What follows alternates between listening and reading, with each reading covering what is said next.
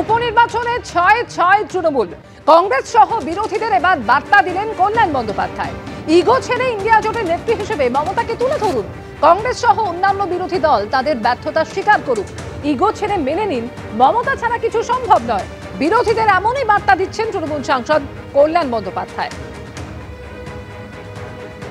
মমতা বন্দ্যোপাধ্যায় ছাড়া পশ্চিমবাংলায় কিছু নেই, বিরোধী দলে কিছু নেই। মানুষের ভরসা, মানুষের বিশ্বাস, মানুষের আস্থা হচ্ছে মমতা বন্দ্যোপাধ্যায়।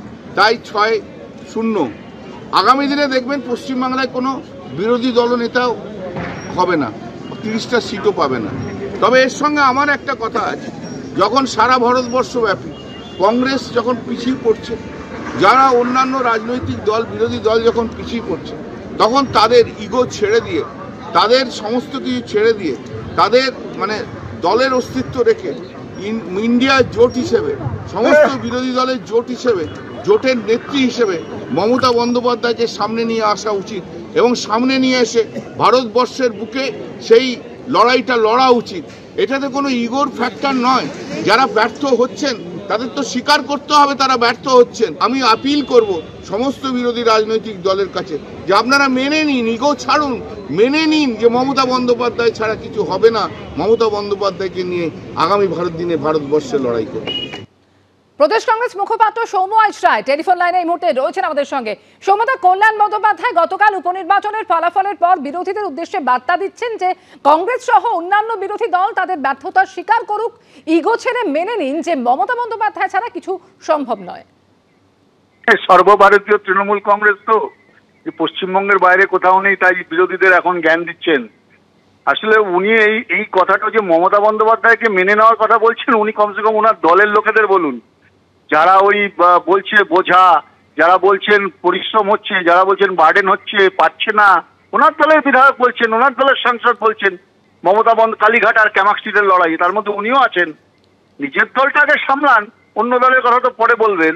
তবে পুজোরও মাঝে মাঝে চিত হয়ে শোয়ার স্বপ্ন দেখে।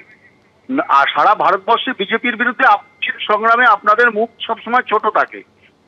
এত বড় একটা ঘটনা ঘটলো যে আদানির বিরুদ্ধে সারা ভারতবর্ষের সবাই যখন আক্রমণাত্মক বিরোধী দলেরা, আপনাদের দলের তরফ থেকে একটা শব্দ শোনা যাচ্ছে না।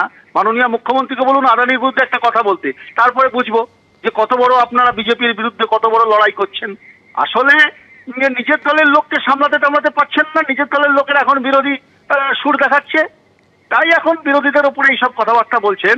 ওই একটা বাই ইলেকশনে জিতে এখন মনে করছেন যে ওটার সবটাই ওনারা দখল করে নেবেন, গ্রাস করে নেবেন। এত সোজা না।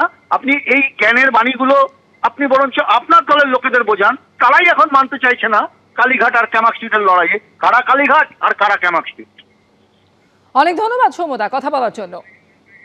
গতকালই ৬ বিধানসভা কেন্দ্রের উপনির্বাচনের ফলাফল সামনে এসেছে, আর সেই ফলাফলের পর এবার বিরোধীদের উদ্দেশ্যে, অন্যান্য বিরোধীদের উদ্দেশ্যে বার্তা দিচ্ছেন তৃণমূল সাংসদ কল্যাণ বন্দ্যোপাধ্যায়। তিনি বলছেন ইগো ছেড়ে ইন্ডিয়া জোটের নেত্রী হিসেবে মমতা বন্দ্যোপাধ্যায়কে মেনে নিন, এমনই বার্তা দিচ্ছেন তিনি বিরোধীদের উদ্দেশ্যে। উপনির্বাচনে ৬-৬ পেয়েছে তৃণমূল, আর এবার বিরোধীদের উদ্দেশ্যে এমনই বার্তা কল্যাণ বন্দ্যোপাধ্যায়।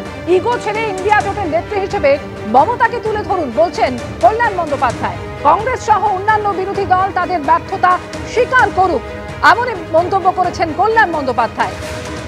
ইন্ডিয়া জোটের নেত্রী হিসেবে মমতাকে তুলে ধরুন, ইগো ছেড়ে মেনে নিন মমতা বন্দ্যোপাধ্যায় ছাড়া আর কিছু সম্ভব নয়, মন্তব্য কল্যাণ বন্দ্যোপাধ্যায়।